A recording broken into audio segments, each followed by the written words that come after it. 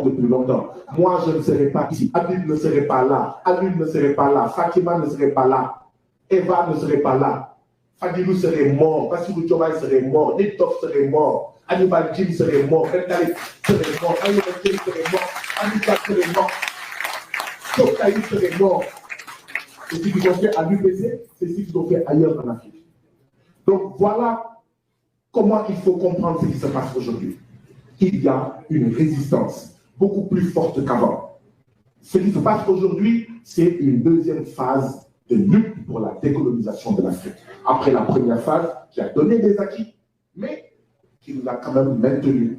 Voilà, on a eu des acquis, c'est clair, mais toujours dominé, toujours dans le franc CFA, toujours notre budget contrôlé par les FMI et la Banque mondiale, notre monnaie par la France, etc. Donc, la France résiste. Les États-Unis résistent. L'Union européenne résiste. Et oui, il faut continuer à crier. Voilà ce qui se passe au Sénégal, voilà ce qui se passe au Mali, voilà ce qui se passe au Gabon, voilà ce qui se passe au Niger. Parce que les dirigeants des pays occidentaux cachent à leur opinion publique ce qui se passe là-bas. Et c'est pourquoi, effectivement, vous n'entendez pas trop parler du Sénégal au niveau des médias occidentaux. Pourquoi? J'ai l'habitude de le dire, c'est très simple. Au Sénégal, les médias qui ont une ligne éditoriale néocoloniale ne parleront pas du Sénégal, ou en parleront très peu. Pourquoi? Parce que le président Macky Sall, Nathalie nous le rappelait tout à l'heure, a signé des accords avec l'Union européenne pour que le gaz sénégalais bénéficie à l'Union européenne. Le président Macky Sall a renouvelé des accords de pêche. Les pêcheurs sénégalais n'ont même plus de poissons, au point que le gouvernement du Sénégal va en Gambie pour chercher 200 licences de pêche. Vous vous imaginez, un pays, le Sénégal, 700 km de côte. Vous avez vu la Gambie? Nous, on a 700 km de côte, nous, Sénégalais. On va voir la Gambie pour chercher 200 licences de pêche. Mais il y a un problème. Et donc, les bateaux de l'Union européenne, les bateaux de Russes, les bateaux chinois pillent nos ressources halieutiques. Les pêcheurs n'ont plus rien. Ils peuvent voguer pendant une semaine avec leur pirogue. Ils n'ont rien. Or, le carburant, il faut le payer. Il arrive à nos pêcheurs ce qui arrive aux agriculteurs français. 600 agriculteurs français se suicident chaque année parce qu'ils empruntent de l'argent, ils cultivent et ils n'arrivent pas à payer leurs dettes. C'est la même chose qui arrive avec les pêcheurs sénégalais, les pêcheurs africains. Sauf que, au vu des croyances des Sénégalais, ils ne se suicident pas. La solution, c'est OK, notre carburant, on va l'utiliser pour faire passer ceux qui veulent sortir. 1 million, 2 millions par personne, et on vous amène à Barça, on vous amène aux îles Canaries, on vous amène à Tenerife. Donc, si on veut comprendre pourquoi, en un jour, 6 000 Africains ont débarqué à Lampedusa, c'est à cause de ces politiques criminelles, ces politiques assassines. Si on veut comprendre pourquoi il y a 16 000 Africains qui ont débarqué sur les côtes espagnoles de janvier 2023 à juillet 2023, c'est à cause de ces politiques criminelles et assassines. Et si on veut régler ça, ce n'est pas avec des Frontex là. Non, non, non. Si on veut régler ça, et c'est à nous de régler ça, c'est en changeant le système néocolonial, en mettant un système au profit et pour l'intérêt des Africains. Et donc, c'est ça France dégage. Pour la souveraineté monétaire, la France doit sortir de nos affaires monétaires. Aucun pays qui pèse aujourd'hui sur la planète Terre, tous les pays qui pèsent sur la planète Terre contrôlent leur monnaie, ont leur souveraineté monétaire. Les pays les plus pauvres de la planète, c'est nous, pays français, pas. Mais ce n'est pas de la haine. La France doit sortir de nos affaires monétaires. Donc c'est ça. Pour la souveraineté monétaire, France dégage. En réalité, on n'a jamais dit France dégage. On a dit Frexit ou pour la souveraineté monétaire, France dégage. J'ai écrit un texte en 2017. C'est quand il y avait des grandes manifestations sur le franc CFA. On a réfléchi. Qu'est-ce qu'on propose? On va pas seulement dire non, on n'est pas. Qu'est-ce qu'on propose? Frexit. Frexit, c'est France exit, c'est-à-dire France sort. Mais Frexit, qui comprend Frexit? On allait dire Frexit, personne n'allait nous écouter. Non, le peuple n'allait pas nous écouter. On a dit, hey, pour la souveraineté monétaire, France dégage. Et tout le monde nous écoute, tout le monde le dit à cause de France Dégage, alors qu'il a bien entendu pour la souveraineté monétaire France Dégage. Maintenant, oui, les Africains, pour la souveraineté monétaire France Dégage, c'est trop long. On dit France Dégage. C'est ça, en fait. Et en plus, les Africains disent, c'est pas seulement sur la monnaie. L'armée étrangère, France Dégage. Etc., etc. Le port, France Dégage. Donc, c'est ça la situation. Ce n'est pas de la haine, c'est pour la souveraineté monétaire, France Dégage. Armée française, France Dégage. Parce que si vous acceptez qu'il y ait des militaires africains en France, c'est pas grave, on peut accepter qu'il y ait des militaires français au Sénégal. Pourquoi est-ce que les exercices dont parle le ministre des Affaires des Forces armées du Sénégal, qui justifie pour lui la présence de l'armée française, pourquoi ces exercices ne se font qu'en Afrique? Pourquoi ces exercices ne se font qu'au Sénégal? Pourquoi ces exercices ne se font pas parfois en France? Pourquoi il n'y a pas, ok, il y a une base militaire française au Sénégal, mais pourquoi il n'y a pas de base militaire sénégalaise en fait en France? Parce que l'armée française, comme toutes les autres armées d'occupation en Afrique, ont une fonction bien claire. Sécuriser l'accès de leur industrie, de leurs usines à nos matières premières, sécuriser nos pays comme marché de leurs produits finis, sécuriser leurs vallées, leurs roitelets, leurs sous-préfets, nos présidents qui leur sont soumis. Voilà la fonction de ces armées d'occupation et surtout pas de protéger les peuples africains. Donc voilà ce contre quoi nous nous battons. Voilà pourquoi nous sommes résolument mobilisés. Et rien ni personne ne nous ébranlera ou ne nous fera peur. Nous savions dès le départ que la remise en cause de ces intérêts-là va nous coûter cher, peut nous coûter cher et va nous coûter cher, parce que ce sont des intérêts. Le président Macky Sall, il a au minimum 8 milliards de fonds politiques par an, dont il ne rend compte à personne. Vous pensez que cette personne-là va gentiment la dire au revoir? Et l'histoire de l'humanité est claire. Aucune classe sociale exploiteuse ne s'est suicidée. C'est Amilcar Cabral qui parlait de suicide de classe. Aucune classe sociale exploiteuse n'a décidé à un moment donné de se suicider. Ça n'existe pas. Toutes les classes sociales exploiteuses ont été dégagées par un coup de pied. La France a dégagé d'un coup de pied les rois français. Il y a eu la révolution en Angleterre. Il y a eu la révolution aux États-Unis contre l'occupation de la Grande-Bretagne. Il y a eu la révolution en Russie. Il y a eu la révolution en Chine. Il y a eu même la révolution du Meiji au Japon. Et nous, là, nous ne voulons pas faire notre révolution? Non.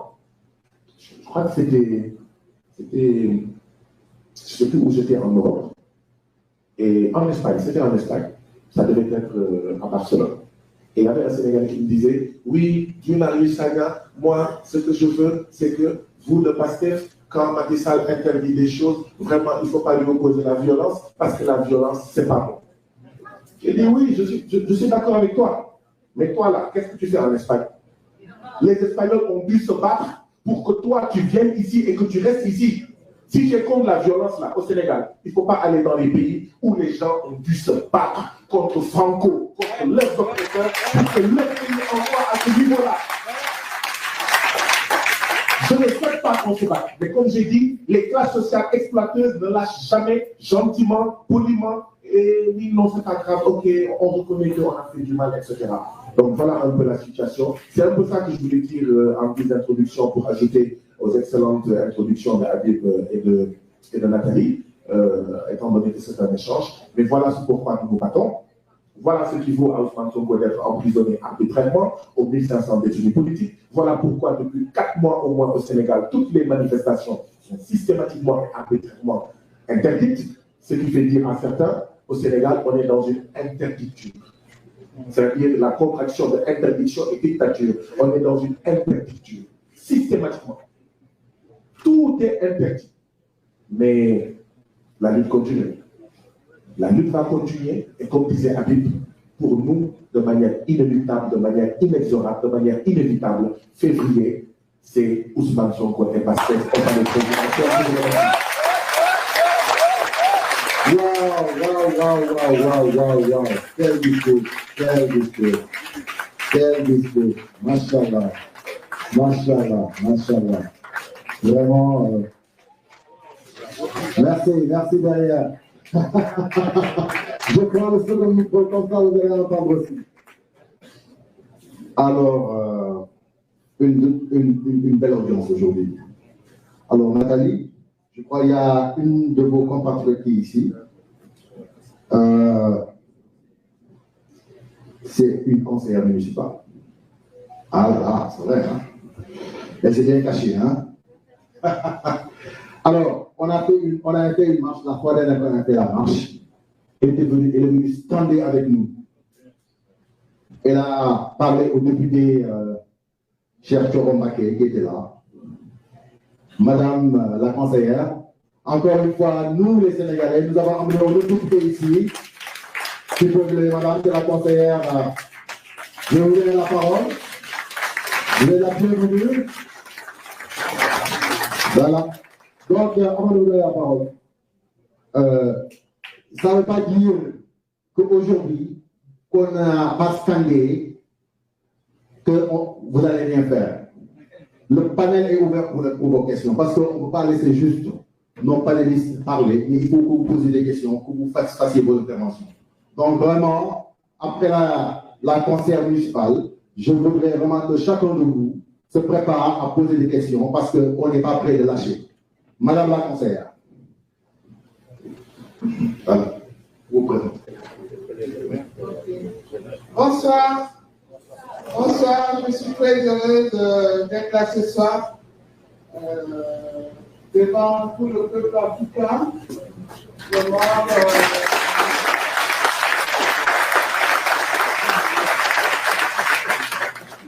Et la présence de notre sœur Nathalie, elle vient du Cameroun comme moi, et l'honorable député. Et ma présence ce soir ici parce que j'ai une famille sénégalaise qui m'a adopté en Côte d'Ivoire, la famille Talbaki, c'était en 82. Alors, moi je suis au Cameroun, je soutiens mon fils qui s'appelle Cabral Libi. Moi j'ai jamais voulu faire la politique au Cameroun parce que c'est difficile pour nous. Alors quand j'ai vu sur Internet, Cabral Libi arrive à Genève, c'était dans la même salle. Alors quand je vois cet enfant qui se bat pour les plus démunis, mon parti ici en Suisse, c'est la gauche, tous les jours nous nous battons. Pour faire même les travaux aussi, pour qu'il y ait une maison, cette maison d'association, il fallait qu'on se batte. Il fallait récolter les milliers de signatures. Donc, le travail que le député fait, et Nathalie, ils ont approuvé nos enfants, les familles qui ne peuvent pas payer les études aux enfants pour étudier. Parce que ce que vous faites, c'est ce qui manque à l'Afrique maintenant. Dire ce qui se passe. Et aujourd'hui, on a Internet, profitez-en. Il y a toutes les informations. Nos parents n'ont pas eu la chance d'avoir ça. Donc, vraiment, M. Marisal, je ne le condamne pas tellement, il a travaillé. Mais moi, le problème, c'était le seul pays démocratique en Afrique, le Sénégal, où un président votait 2 mandats. Et il ne faut pas qu'il garde ça, parce que notre espoir, c'était le Sénégal. Donc moi, je vais me battre pour que notre fils, le président Sonko, donc j'ai posé la question à la ville de Genève, au maire.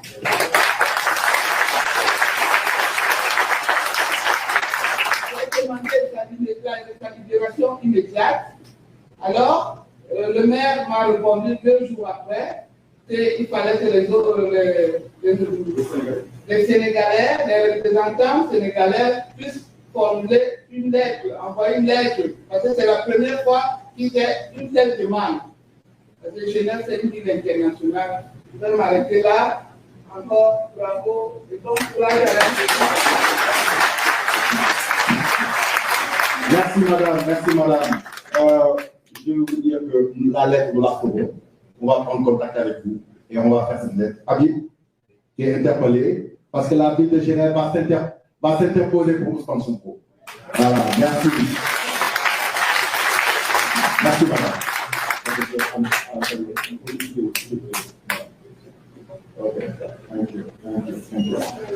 Ok, alors les gars, le panel est ouvert. Hein? Donc, on a un micro, donc il faut savoir gérer avec. Et le courage de poser vos questions, ok? Que tout soit pas long, ok? Vas-y. Alors, bonsoir à tous, bonsoir sœur Nathalie, bonsoir honorable député Imari Sagna. Moi, tous nous depuis Tambacounda, vous étiez mon voisin à Tamba. Quand on vous a emprisonné à Tamba, j'avais des larmes aux yeux. Tambacounda, ma chère Tamba, qui souffre, comme tout le Sénégal. Il y a Nigo. Je viens d'un petit village du long du fleuve Gambie, dont on cultive de la banane des années 76. Il y a eu une coopération canadienne qui était venue des années 76, qu'ils ont mis au FADEC. Vous connaissez bien. On cultive de la banane chez nous et qu'aujourd'hui, il n'y a plus de banane. Et c'est ça le Sénégal. Mais ma question serait à vous, M. Imari Sagna.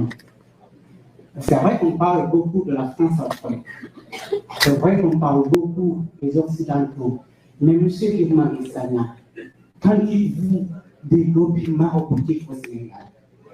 Les lobbies maraboutiques au Sénégal sont un chaos total pour le Sénégal.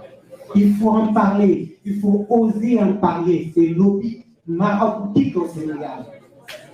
De Dakar à Ziguinchor, de Tamba à Saint-Louis, vous avez ces lobbies maraboutiques qui font la terreur au Sénégal. Vous avez ces lobbies maraboutiques, vous avez ces lobbies maraboutiques qui sont par exemple à Tambacounda dans mon quartier, qui me dit à moi, j'ai gagné un marché de 6 milliards pour construire une terre, une route, les latrines rouges sur mon village. Et un marabout qui gagne un marché de 6 milliards à Tambacounda. Pas normal. Qu'en pensez-vous? Parlez-nous-en des lobbies maraboutiques au Sénégal. Il s'agit de nous dire de quoi vous pensez vraiment des lobbies maraboutiques au Sénégal. Je vous remercie. Merci. Donc, on va faire une série de 3. OK? Donc, lobby maraboutique. Il y a un là-bas que je le mets sur vous. Voilà.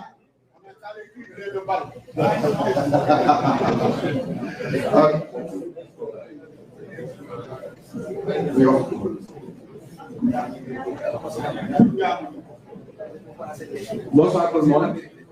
C'est Maguette qui a de la diaspora sénégalaise.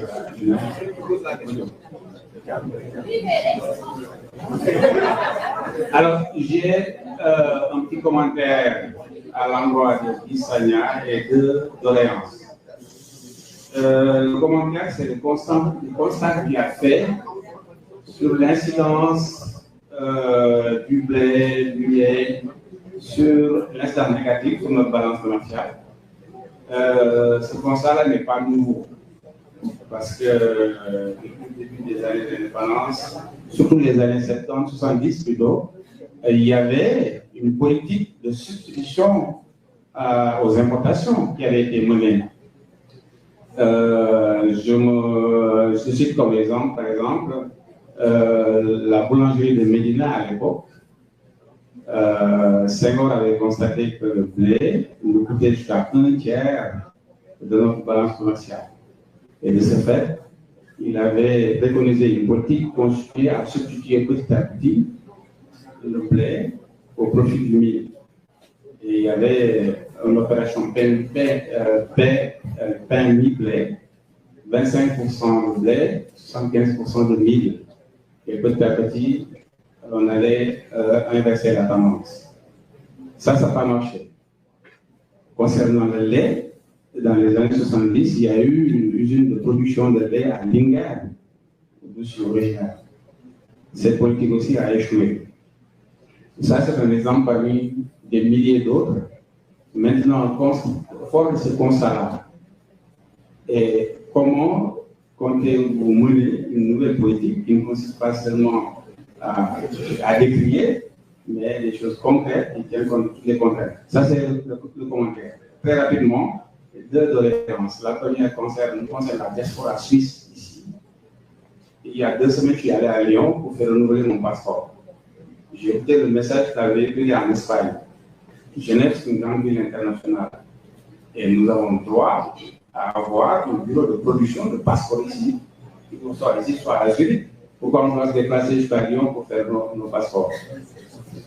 Ça, c'est la première doléance. La deuxième et la dernière doléance, le 1er mars, le fin mars, Macky Sall va toucher sa première ronde de président. Si mes sources sont exactes, c'est 9 millions par mois. 9 millions plus les 9 millions de jours, plus les 9 millions de watts, ça fait 27 millions à décaisser par mois. Alors, au niveau de l'Assemblée nationale, qu'est-ce que vous comptez à faire? Et en prenant l'exemple de la Suisse, où les rentes des anciens conseillers fédéraux sont limitées dans le temps. Je crois que c'est à inscrire dans l'agenda de l'Assemblée nationale pour que les rentes des futurs présidents du Sénégal soient limitées dans le temps. Même si on ne diminue pas le volume, on les limite dans le temps. Merci. Merci. Alors, on va prendre une dernière question. J'espère aussi que vous allez poser des questions à Nathalie. Donc, il y avait le monsieur qui avait... donc, voilà. Merci beaucoup. D'abord, un immense respect, une immense admiration que je voudrais exprimer à l'endroit du président Ousmane Sonko et à vous qui intervenez ce soir. Pourquoi ce respect et cette admiration? Vous avez permis à des personnes comme moi qui avons quitté l'Afrique il y a plus de 40 ans, qui n'avons jamais appartenu à une association, à une fondation, encore moins à un parti politique, qui pourtant aujourd'hui ne voudraient pour rien au monde rater une manifestation, qui se sont mobilisés. C'est grâce à vous et c'est grâce au travail fourni par le président Ousmane Sonko. Maintenant, je voudrais partager une remarque qui risque de déplaire. J'étais au Sénégal durant tout le mois d'août. J'ai constaté 3 choses. La première, c'est la lâcheté. La lâcheté de l'intelligentsia sénégalaise. La deuxième chose, c'est l'indifférence, voire la complicité des formations, confréries. Cher monsieur, je partage votre avis. Le peuple sénégalais avait toujours pensé que cette formation confrérie était un amortisseur social. Aujourd'hui, la désillusion totale. La troisième chose que j'ai remarquée, c'est l'attentisme du bas peuple. Vous savez, ces bracelets Pastef, pendant un mois, j'ai vu une personne oser le porter au Sénégal, tellement que la population est terrorisée. Ce que je vois ici aussi en Europe n'est pas différent de ce constat que j'ai vu au Sénégal. Notre dernière manifestation ici à Genève, combien étions-nous? Moins de 200 personnes. J'ai été à la CPI. Quand je suis arrivé, j'ai été déçu. Nous étions moins de 500 personnes. Voyez-vous, la question que j'ai envie de vous poser, chers honorables, et aussi à vous, chers Nathalie, que pouvons-nous faire, nous, en tant que diaspora, de plus et différemment de ce que nous faisons aujourd'hui? Parce que personnellement, je ne suis absolument pas satisfait, malgré le buzz qu'a fait hier la mobilisation des Sénégalais à New York. Pourquoi je ne suis pas satisfait? Parce que tout simplement, il y a cette photo qui est en face de nous, qui lui a tout donné, qui est encore en prison. Donc nous devons faire plus que ce que nous faisons. Que pensez-vous que nous devons faire de différent de ce que nous faisons? Et aussi cette question est valable aussi pour le Sénégal. Merci. Libérez, libérez, libérez, libérez, libérez, libérez. Ok. Ouais. Attends, Je demande de formuler vite la demande sur la libération de Sonko et de le déposer au niveau de la mairie de Genève. Ok, ça on va la faire. Donc, ça, Guy m'a encore demandé de poser encore quelques questions parce que bon, on va remplir. Donc, les gars, c'est un peu court, hein, chacun a 30 secondes. Ok. 30 secondes. Ok. Bonsoir, et puis bienvenue Guy Malissana. Mon nom est Boubacar Sissé, je suis oncologue au sujet. Je suis médecin au sujet. J'ai des questions d'ordre médical à vous poser. Boubacar Sissé, oncologue au sujet. J'ai mes questions que j'ai sur le plan médical. Qu'est-ce que vous avez envisagé? Parce que je vous ai écouté plusieurs fois, je sais que vous avez même travaillé dans le domaine médical. Qu'est-ce que vous pensez pour la suite? Est-ce que vous avez des stratégies, des plans à nous divulguer? Et ma deuxième question, c'est surtout, moi je fais partie d'une association et souvent j'envoie des matériels au Sénégal. Et c'est triste parce qu'à chaque fois, c'est moi qui paye tout. Donc je demande des matériels ici, on me l'offre, et c'est à moi de payer les frais de douane. Et ça me coûte cher. Je les demande souvent aux associations. Donc, est-ce qu'il y a des moyens? Parce que j'en ai déjà, j'ai toujours des matériels chez moi, mais mes moyens sont maigres. Comment faire pour les envoyer? Merci. Alors, on vient de me dire que la parité est de mise, hein? Ça dépend des femmes, ok? Ok, vous voulez parler de ça? Ok. Oui, bonsoir tout le monde. J'aimerais bien faire une demande particulière. C'est d'abord de serrer la main à Nathanie pour être sûr qu'elle est là. Merci bien. Alors, juste une chose. Alors, tout à l'heure, j'ai entendu mon ami Habib. Je suis très bien. Tiens, pardon. D'accord. Et ce serait bien aussi que les personnes qui prennent la parole puissent se lever pour qu'on les voie. Il y a quelqu'un qui a quelque chose de très intéressant ici, mais on n'a pas vu. Alors, ce serait bien de se lever. D'accord. Alors, ce que je voulais dire, à Bip, moi, je veux bien être bouclier. D'accord. Et je suis prête d'ailleurs à accompagner Sina Ousmane pour 2024 et j'y crois.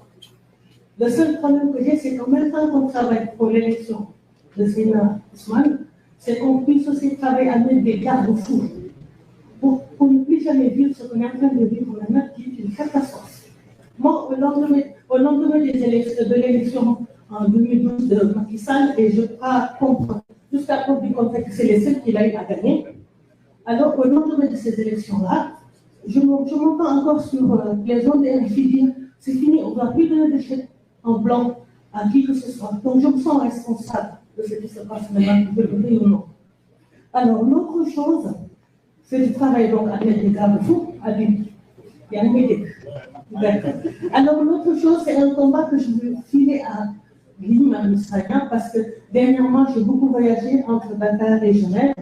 Et il se trouve qu'à chaque fois que j'arrive, l'avant-dernière fois encore, j'étais encore en larmes. Parce que je me suis retrouvée dans des avions qui étaient remplis de jeunes qui ne savaient pas se tenir, qui ne savaient pas manger. Normalement, bon, enfin, on dirait que ce n'est pas un problème, mais qui ne savaient simplement pas où est-ce qu'ils allaient. Et on s'est retrouvés quand on est sorti de l'avion dans le tunnel, devant l'escalator, ils ont bloqué, ils se sont tous retrouvés contre le mur. C'est des enfants, j'ai eu l'impression qu'on envoyait vers le néant. Alors, ils partaient, ils vont aux États-Unis, d'accord, mais on sait tous comment ça se passe aux États-Unis. Ils n'ont pas forcément des papiers, ils se retrouvent coupés, parce que moi, je suis de Ngaï. J'ai connu un de mes parents de Ngaï qui s'est retrouvé aux États-Unis pendant 30 ans, il n'a pas eu de papier, et c'est après le corps qu'on nous a ramené. C'est après son décès seulement qu'il a pu venir. Alors, donc là, il y a un combat. Je ne sais pas, peut-être qu'il faut en parler. Il faut, je ne sais pas moi, dire aux enfants que ce n'est pas forcément là que ça se passe, parce que c'est que des jeunes. Et j'ai eu l'impression de voir mon pays en fait partir. La force battait dans la force de l'air. Ça a été très très dur. Je suis arrivée chez moi, je voulais raconter ça à mon mari, je n'ai pas pu me retenir, je suis en train de pleurer. Et ça, je crois qu'il faut vraiment qu'on en parle. Je vous remercie. Merci. Encore une femme. Hein? Donc, il y a une autre qui est là encore. Il faut tenir la parité. Hein? Donc, Bonsoir. Je n'ai pas l'habitude de parler en public, j'en peux pas. Je me présente, je m'appelle Marianne Gueye. je suis maraîchère de formation. Et donc, du coup, j'avais une question par rapport à l'agriculture, parce que dernièrement, j'étais au Sénégal et j'avais vu qu'il y avait des pénuries d'oignons. Ça m'avait choqué, parce qu'on a une grande surface, on peut cultiver, on a des jeunes qui prennent des pirogues pour venir ici. Moi, j'ai fait ma formation de culture maraîchère à l'école d'agriculture du Valais, qui a un siècle maintenant. Et au Sénégal, on n'a même pas une école d'agriculture. On a des centres de formation, on a des écoles d'ingénieurs agronomes. Et je trouve que c'est vraiment dommage que pour être un agriculteur, il faut avoir un bac, faire 4 ans d'études. C'est vraiment dommage parce qu'on a plein de jeunes qui viennent ici pour cueillir, pour faire les vendanges, des raisins, travailler en Espagne, dans les serres, des tomates, etc., etc. Et moi, mon problème, c'est comment ça se fait que le Sénégal